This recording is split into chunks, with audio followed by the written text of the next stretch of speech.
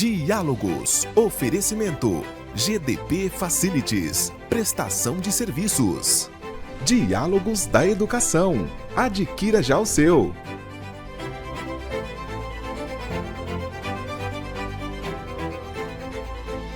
Diálogos, com Anderson Junque. Olá, seja muito bem-vindo ao programa Diálogos, que nessa semana vai falar sobre educação especial. E quem está aqui comigo para conversar, debater e aprofundar este assunto, a professora Graziele Zampieri, a quem desde já dou aqui as boas-vindas. Querida, seja muito bem-vinda ao programa Diálogos, que alegria recebê-la. Obrigado, viu? Eu que agradeço, Anderson, a oportunidade de estar aqui e compartilhar um pouquinho dessa minha prática e da minha vivência com todos vocês. Obrigada. Riquíssima, riquíssima. Professora, para que a gente possa então começar a organizar o nosso pensamento no sentido de pensar a educação especial, gostaria muito que a professora colocasse aqui uma questão, acho que mais de definição propriamente dita, de conceito. Como é que a gente pode pensar a educação especial nessa perspectiva? A educação especial, ela é uma modalidade da educação brasileira, de ensino da educação brasileira, que perpassa por todos os níveis da educação. Então, ela começa lá desde a educação infantil, da primeira infância, e acompanha, né, esse estudante até o ensino superior. E o que essa modalidade de ensino faz? Então, nós temos um público-alvo, né, porque nós temos a inclusão, que é o direito e a garantia de todos no ambiente escolar. E a educação especial é uma modalidade que tem um público específico. O público são as crianças, os estudantes, com alguma deficiência, que pode ser intelectual, física, auditiva ou visual. Temos também os estudantes que possuem algum transtorno do neurodesenvolvimento e estudantes com altas habilidades e superdotação. E o objetivo da educação especial é garantia realmente de direitos. Então, o que nós fazemos? Nós asseguramos o direito desse estudante, a acessibilidade dentro do contexto escolar, né, do grupo acadêmico.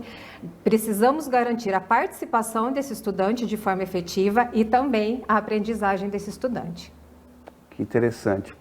Eu vejo que você, além de uma bagagem teórica, também tem uma experiência como professora e como mãe no assunto. Minha questão super simples, professora Graziele, quais foram os seus aprendizados com a educação especial, especialmente do ponto de vista humano? Isso é muito bom poder compartilhar, né? Então, assim, desde muito pequena, eu sempre quis ser professora. As minhas brincadeiras se davam sempre de escolinha, então lecionar, estar em sala de aula sempre foi meu foco e estudei para isso. A partilha sempre estava no seu coração, é isso? Exatamente. Mas no meio do caminho veio a minha primeira gestação e a minha filha nasceu com deficiência, né? Foi uma condição rara, enfim. Então, eu precisei me dedicar mais tempo à maternidade, compreender melhor como é que se dava isso. Mas para fazer assim, né, para a gente entender melhor esses dois pontos, então assim, como professora, o que eu aprendi, o que a minha formação acadêmica me ensinou? Voltado realmente para a educação especial. Então, como professora, eu aprendi, né, a gente sabe as diversas formas de se aprender, a gente passa a ter acesso a conteúdos de como é que se dá a aprendizagem do estudante, quais as ferramentas que eu posso utilizar, a gente tem o conhecimento teórico, né, de como se dá essa questão da aprendizagem de todo ser humano. E aí, com a maternidade, vem os ajustes, né? O que eu preciso fazer para que as minhas filhas, porque são duas com deficiência, para que eu possa garantir de alguma forma que mesmo dentro do espaço doméstico, dentro da minha casa, eu consiga garantir alguns direitos a elas. Então, do ponto de vista profissional, é o olhar pedagógico de como que se dá esse conhecimento, quais ferramentas eu tenho que lançar mão. E como mãe, eu acho que é um tema um pouco mais profundo. Porque a maternidade, ela me faz olhar, e por eu estar nos dois campos, sim, escola e família, eu compreendo exatamente o que as mães, quando matriculam seus filhos dentro da escola, no espaço escolar, o que essas famílias sentem. Eu sinto na pele exatamente assim, a insegurança, o medo, o que essas mães buscam, essas famílias buscam, é que dentro do contexto escolar, do ambiente escolar, exista de fato docentes, comunidade escolar, profissionais, enfim, que olhem para o filho dela para além das limitações. Então, é esse olhar, e eu compreendo essa angústia, né, essa ansiedade dessas famílias e dessas mães, porque vivo isso, né? A gente tem sim ainda esse medo e essa insegurança do preconceito. Será que meu filho será bem aceito? Será que ele vai se adaptar no ambiente escolar? Quem vai acolher? Então, a gente precisa muito desse acolhimento. E aí, quando eu vejo, né, a minha profissão e a minha maternidade, eu acho que esse movimento se torna um movimento mais leve para mim, porque eu compreendo essa angústia dessas famílias e dessas mães. Então, quando os alunos chegam, né, é realmente um momento da gente ter esse acolhimento, ter esse momento de escuta, porque eu acho muito importante a gente ouvir o que essas famílias têm a dizer a respeito desses estudantes. E aí a gente vai realmente trazendo, né, caminhos e formas de assegurar aquilo que está previsto para a educação especial, que é o direito à garantia de acessibilidade, de participação e de aprendizagem desse estudante. Professora, a tua fala me provoca um recorte. A tua experiência como mãe, ela de alguma forma humanizou a sua relação com o aluno? É sobre isso que nós estamos falando? É sobre isso que nós estamos falando. Como eu vivencio isso todos os dias com as minhas meninas, então eu sei a dificuldade muitas vezes no ato da comunicação, que a gente precisa realmente nos despir de tudo aquilo que a gente acha que sabe, de tudo aquilo que a gente pensa que entende sobre o outro, e a gente precisa se renovar. Né? Então, eu preciso me renovar na questão da comunicação, do afeto, do olhar, um olhar que não seja um olhar de preconceito, um olhar que não seja discriminatório, mas um olhar de acolhimento.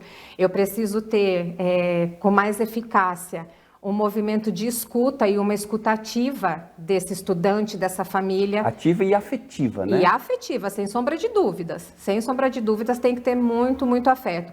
E a gente se humaniza dessa forma, quando a gente tem um coração que sente, né, um olhar que acolhe e uma escuta que compreende. Eu acho que são esses os mecanismos que a gente precisa lançar mão na hora em que nós recebemos esse estudante no espaço escolar, né? É isso que nos humaniza ali dentro desse espaço.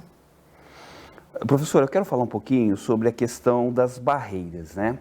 Como é que a gente pode trabalhar de forma que barreiras comunicacionais, pedagógicas e até atitudinais, no sentido de que a educação especial tenha um espaço e uma valorização como precisa?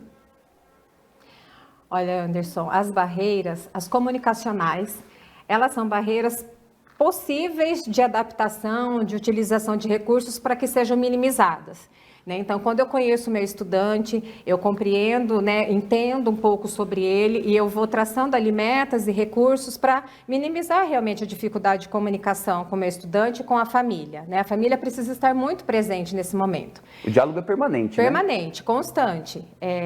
Quando a gente fala em barreiras arquitetônicas, eu acho que essa é uma área que não está totalmente resolvida, mas que já existem as leis, as normas que precisam na construção de prédios, então rampa, barra de acesso, né, um piso rebaixado, várias coisas que existem ali, as normas que regulamentam e orientam as construções. Mas o maior desafio, eu acho que de todos os tempos, a gente vai se deparar com certeza com a barreira atitudinal. Porque para que a inclusão seja efetiva, para que a educação especial de fato aconteça, nós precisamos quebrar a barreira atitudinal. E qual é essa barreira? É a barreira que está no outro, né? O outro precisa se despir de conhecimentos que ele já tem, ele precisa se desconstruir para se reconstruir novamente. Então, assim, como que isso? Dentro da escola, geralmente os professores, os docentes, as pessoas que trabalham, eles possuem uma prática, uma metodologia que sempre funcionou. Com a inclusão, é preciso que a gente revisite essas práticas e talvez algumas delas precisem ser mudadas. A gente precisa ajustar a rota para atender melhor esse estudante. Então, essa prática assim, é difícil porque, por mais que existe o professor de educação especial, e assim eu falo, né, do município em que eu moro, tem gente muito boa nessa área, trabalhando muito, né, para que de fato isso seja efetivo. A gente já tem bons resultados, mas quando eu falo da atitudinal, eu dependo da ação do outro. Sim. Eu dependo da postura e da conduta do outro. Então, por mais que a gente oriente, que a gente informe, que a gente converse e discuta sobre, essa ação do outro, essa mudança do outro depende só dele. O outro precisa compreender que a inclusão ela está posta, não Sim. cabe retrocesso, não é? E aí, eu acho que uma coisa que fica muito válida é assim, quando eu olho para o meu estudante, seja ele quem for, com quais limitações forem, eu preciso olhar para o meu estudante e pensar, o que impede o meu aluno de aprender? Quais impedimentos tem? O que impede? Quando eu consigo traçar esses pontos, esse plano, então eu consigo agir, né, usar mecanismos, ferramentas que possibilitem a aprendizagem desse aluno.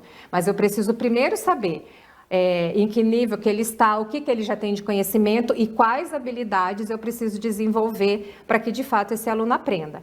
Mas para que esse movimento aconteça de uma forma afetiva, leve e eficaz, eu preciso que esse professor, que esse docente, que as pessoas da comunidade escolar... E que as outras famílias também, né? Exato. Estejam inseridas nesse processo. A comunidade escolar como um todo. Precisam Sim. estar nesse processo de realmente desmistificar coisas que já, né, que acha que sabia, conhecimentos que agora mudaram. Então, assim, o que eu sabia sobre essa deficiência, é lugar ou não dele estar ali.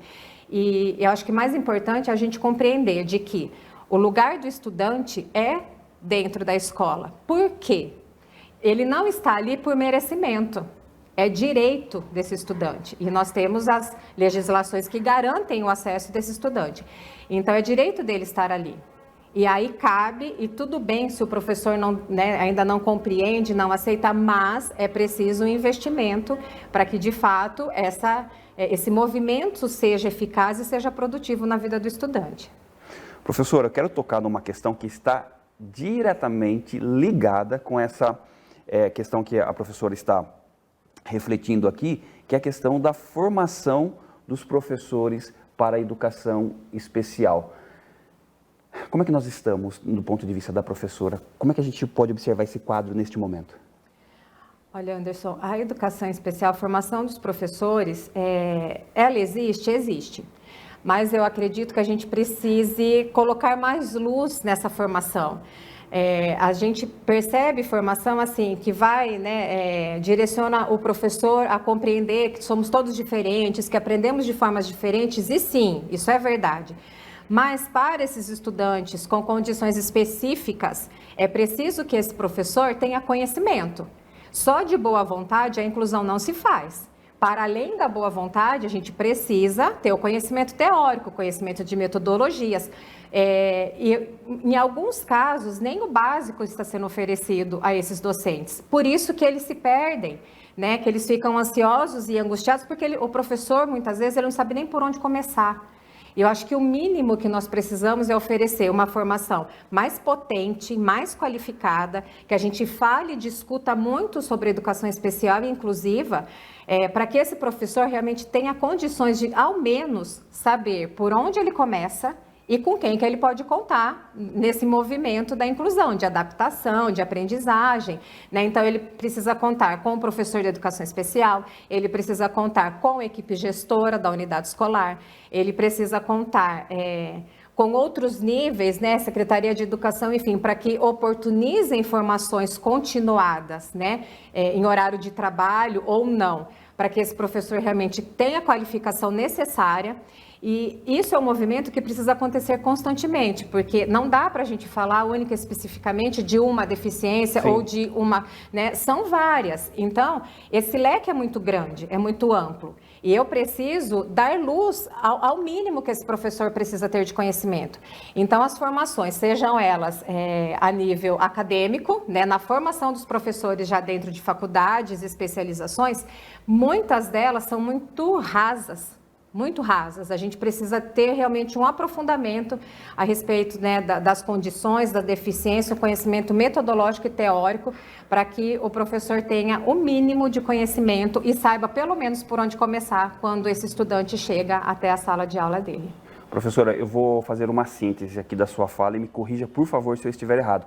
Mas a professora está dizendo que falta uma certa proximidade entre a educação especial e o professor. É sobre isso que nós estamos falando? Também. Por quê? Porque dentro do contexto escolar, vamos dizer assim, da dinâmica da escola, o professor de educação especial, ele tem uma demanda grande também, né? Assegurar a participação, a aprendizagem, a acessibilidade, ele não tem poucos alunos para fazer isso, porque nós temos muitos alunos inclusos na rede de ensino. Então, esse movimento, em que momento que o professor de educação especial vai orientar, vai sentar com esse professor da sala regular para que eles conversem, para que eles troquem ali as experiências e vejam o que é possível, o que tem dado certo, o que precisa ser ajustado. Então, a gente sabe que a demanda e a dinâmica da escola acaba consumindo tempo e precisamos nos organizar para que esses movimentos, esse momento de estudo aconteça. Né? E não só, eu acho, essa interlocução precisa acontecer entre professor de educação especial e professor da sala regular, mas também precisa da equipe gestora e, se necessário, também a família participar desse movimento, né? Mas que esses momentos de estudo e de troca, de diálogo, precisam acontecer com mais frequência e com mais potência, isso certamente nós precisamos. Maravilha. Bom, nós estamos conversando aqui sobre educação especial com a professora Graziele Zampieri. Nós vamos agora para o nosso intervalo comercial. Nós voltamos na sequência, um minuto só, e nós já estamos de volta. Estamos apresentando Diálogos com Anderson Junque. Sua obra coberta de qualidade e fechada com a segurança. Há 40 anos, o Grupo Costa fornece soluções completas para coberturas e fechamentos na construção. Telhas metálicas, de fibra de vidro e as telhas sanduíche, que vem sendo usada cada vez mais nas coberturas. Se você está construindo ou reformando, vale a pena conferir a melhor opção de cobertura do mercado. Solicite um orçamento ou venha nos visitar. Estamos aqui pertinho, em Limeira. Grupo Costa, há 40 anos presente nos melhores projetos. Controle de acesso, vigia e portaria física é segurança. E segurança é na GDP Facilities. Os melhores profissionais do mercado estão aqui, cuidando da sua empresa, enquanto você foca no resultado. Venha nos fazer uma visita. Faça seu orçamento conosco. GDP Facilities. Prestação de serviços. Na Domi, acreditamos que cada projeto é uma oportunidade de transformar vidas e ambientes. A união da arquitetura e engenharia em soluções completas, do papel à execução. A gestão das obras é o maior diferencial, o que te garante segurança, economia e entrega no prazo. Já são mais de 50 projetos entregues com excelência e atenção a cada detalhe. Do sonho à realização, a Domi desenvolve projetos personalizados que refletem quem você é. A formação continuada é fundamental para o educador diante dos desafios do século XXI. A pesquisadora em educação, Valéria Caetano da Silva Alvarenga, propõe uma reflexão humanizadora através da formação sobre a metodologia ludocriativa. Entre em contato agora mesmo pelo WhatsApp 34 99 648 3521. Estamos apresentando Diálogos com Anderson Junque. Estamos de volta aqui com o programa Diálogos, que nesta semana discute a educação especial, e nós estamos conversando aqui com a professora Graziele Zampieri.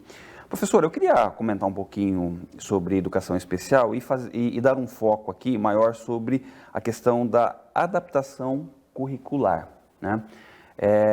Como é que a professora vê essa questão? Estamos caminhando nessa direção? Estamos caminhando. Ainda é um movimento que precisamos realmente nos debruçar um pouco mais. Porque a adaptação, ela não é tornar o currículo. Então, assim, toda unidade escolar, né, existe uma grade curricular que nós precisamos garantir Sim. para o estudante. E quando a gente fala em adaptar o currículo, em adaptação de atividades, enfim, nós não estamos falando em facilitar as coisas para o aluno. Não é esse o caminho. Quando a gente fala em adaptação, nós estamos falando em tornar o conteúdo acessível ao meu estudante, que é diferente de favorecer ou de facilitar. E como é que eu torno esse currículo, esse conteúdo acessível ao meu estudante? Quando eu identifico quais são as necessidades reais do meu estudante, as especificidades que esse estudante tem, e aí eu lanço mão de tecnologia, de recursos, de material manipuláveis ou concretos, dependendo da faixa etária, ou algumas adequações, adaptações mais simples, como o uso de frases mais curtas, comandas, enunciados mais simples e diretos, para que meu estudante de fato compreenda aquilo que eu estou pedindo ou solicitando na realização daquela atividade. Enfim, é criar realmente mecanismos e caminhos de acesso ao currículo para o meu estudante e não facilitar as coisas, mas garantir que com recursos diferenciados o meu estudante tenha conhecimento e tenha uma aprendizagem significativa, se aproxime mais desse conteúdo oferecido em sala de aula pelo professor da sala regular. Professora, eu vejo que as suas leituras de mundo, né, e é óbvio, né, a professora está falando de uma realidade presente, mas eu queria uma fala da professora no sentido de pensar o futuro em relação a essa realidade que está aqui, na sociedade. Como é que a professora olha para o futuro? Eu vejo um futuro de muita esperança, Jung, sabe? Nós temos caminhado e avançamos muito, né? Eu iniciei a minha carreira na educação especial em 2009. Então, quando eu iniciei, né, das dificuldades que nós tínhamos e as fragilidades para hoje, nós caminhamos maravilhosamente, mas quanto mais a gente caminha, eu acho que esse é um percurso, como eu falei antes, que não cabe retrocesso, e eu acho que esse é um movimento em espiral. Então, a gente vai, caminha e às vezes retrocede um pouquinho para ajustar o que não ficou tão bom, tão bacana. Então, a gente caminha, olha, isso aqui está equivocado, isso aqui eu preciso melhorar, isso aqui eu consigo fazer de uma outra forma. Então, é esse movimento em espiral, onde a gente vai e retorna um pouquinho para ajustar, pensando sempre na garantia de melhorar, né, o acesso desse estudante dentro do ambiente escolar, o acesso e o direito de garantia desse estudante. Então, esse movimento de ir e vir, mas pensando sempre em qualificar as nossas ações em relação ao nosso estudante. Eu vejo também assim um futuro, e é o que eu espero de verdade, um futuro onde o meu estudante ele não tenha que provar que ele merece estar ali naquele ambiente. Né? É um futuro onde todos que trabalham, que fazem parte da comunidade escolar, tenham a plena consciência de que é direito daquele estudante estar ali. É direito desse estudante participar de todas as atividades, e eu vou para além da escola, também da sociedade. Porque quando a gente inicia esse movimento dentro da escola, a gente amplia isso, né, para as famílias desse estudante, para as crianças, né, para os pares e a família desses outros estudantes que compõem a sala de aula. A gente amplia esse olhar para a comunidade e gradativamente a gente vai também ampliando esse olhar, essa conduta da sociedade. Porque ainda existem, né, aqueles olhares de que você não deveria estar aqui, aquele posicionamento do capacitismo que a gente fala, que é de tratar a pessoa com deficiência como se ela não tivesse potencial, né, de aprendizagem ou de quaisquer outras coisas, de infantilizar, de não acreditar que é direito dele estar ali, mas assim, é como se tivesse algumas ações como se fosse um favor. Não, não é favor. É direito, nós estamos falando de direitos garantidos nas nossas leis. Então, eu vejo um futuro, já avançamos muito, de forma muito positiva, mas ainda há o que ser ajustado. Né? A gente precisa constantemente, como eu falei, ajustar a rota e ajustar os caminhos para que, de fato, a inclusão se torne cada vez mais potente e efetiva no nosso meio, né, como um todo. Eu vou fazer um link com uma fala do bloco anterior. No fundo, a professora tem no coração a esperança de que a humanização das relações vai se fazer presente na educação especial. É isso. É isso. Sim, nós já vemos assim, esse movimento de humanização, de escuta, de acolhimento muito forte, né, quando comparado a alguns anos atrás, como eu falei. Então, assim, nós já avançamos, mas aí a gente não pode parar. Essa é uma luta constante, tanto das famílias, das mães, como do professor. Né? Nós temos professores excelentes fazendo assim, trabalhos incríveis com todos os alunos. Né? Não só com o público-alvo da educação especial, mas trabalhos que, de fato, a gente precisa disseminar muito mais isso, para que essas práticas não se tornem esporádicas, mas que sejam práticas cotidianas dentro do ambiente escolar mesmo. Professora, qual a leitura que a professora faz no sentido de observar essa nova geração em relação a esse assunto? Ela trata melhor essas questões com mais humanização do que propriamente a nossa geração? Como é que a professora vê isso? Eu acredito que sim, João, porque a nossa geração, as pessoas com deficiência eram muito segregadas, né? Elas ficavam muito dentro dos lares, das casas, e essa geração agora, eles estão tendo o privilégio de conviver com as diferenças ali, no dia a dia mesmo. Né? Então, assim, a gente consegue perceber nos eventos, inclusive, né, da sociedade como todo, eventos da cidade, qualquer coisa assim, a circulação de cadeirantes de pessoas com deficiência física, a circulação maior de pessoas atípicas. Então, as crianças estão tendo esse privilégio de conviver com as diferenças e de entender que ser diferente está tudo bem. Né? E como é que se dá isso? Eu vejo as crianças hoje, elas têm mais empatia, elas conseguem compreender que o amiguinho, que o colega, ele precisa de um tempo maior para a realização da atividade, tudo bem.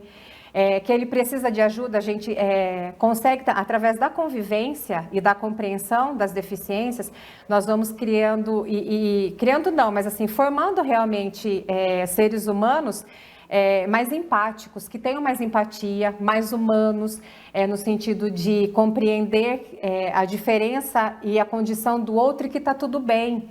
Né? Quando eu respeito, eu acho que é uma convivência de muito respeito, que a gente vem conseguindo garantir, né, dentro do espaço escolar e, por conseguinte, também na sociedade. Então, é uma relação muito positiva, eu vejo.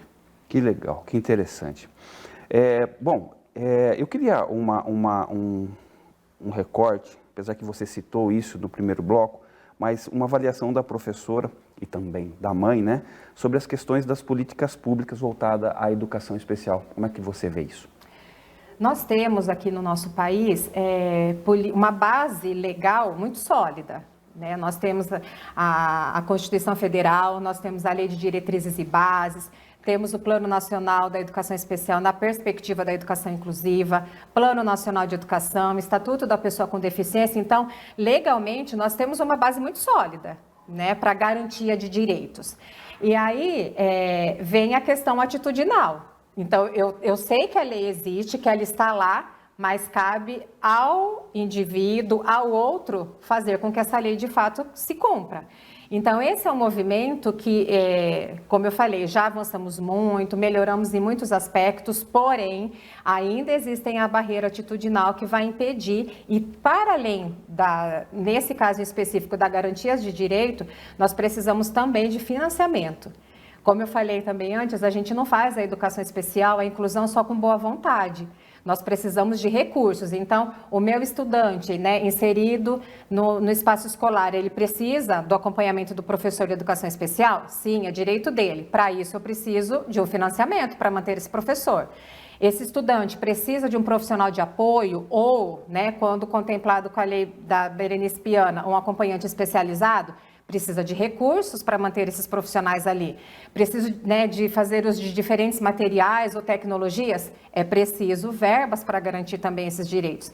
Então, para além da questão atitudinal, a gente precisa, as leis existem, então é necessário fiscalização, mas também o financiamento, né, da inclusão em si. Precisamos muito e eu acho que o município, o estado nem sempre vão dar conta, então a gente precisa realmente de um olhar mais cauteloso e mais empenhado do Poder Federal mesmo, para, de fato, financiar, né, e custear essas ações da educação especial para que a gente possa, de fato, manter as leis, a garantia de direitos dessas pessoas.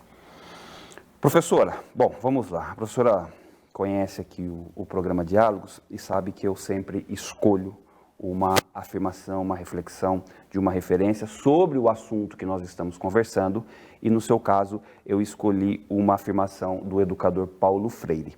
Eu vou abrir aspas para Paulo Freire e, na sequência, vou pedir, então, um comentário da professora. Ele diz assim sobre a questão da educação, abrindo aspas para Paulo Freire. Me movo como educador porque primeiro me movo como gente. Fecha aspas. Comente essa fala, professora. Vamos lá, Freire, ele nos convida a, de fato, nos humanizarmos.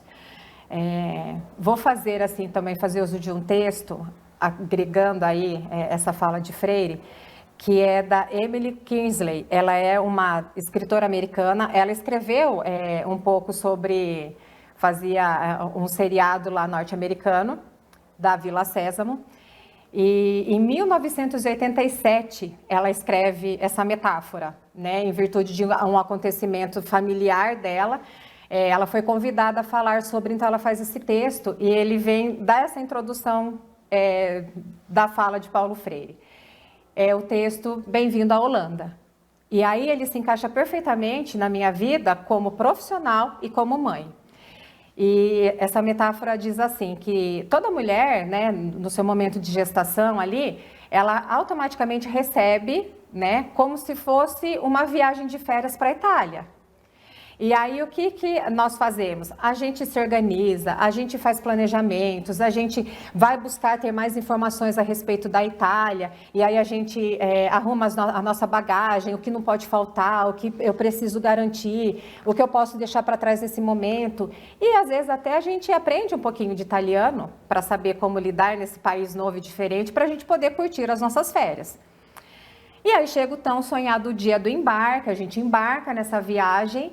No meio do voo acontece lá uma mudança do plano de voo, e quando o avião aterriza, o comissário de bordo então diz assim, vocês podem descer e sejam bem-vindos à Holanda.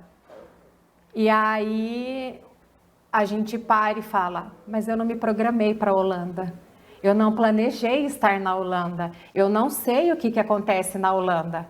Eu não sei nada sobre a Holanda. Na Itália eu sabia, né, da Torre de Pisa, eu poderia conhecer, né, o Coliseu, enfim. E agora, o que eu sei da Holanda? Eu não sei nada da Holanda. E aí, aos poucos, quando passa esse susto, né, ou essa notícia inesperada, a gente vai começando a fazer o movimento de entender onde é que nós estamos.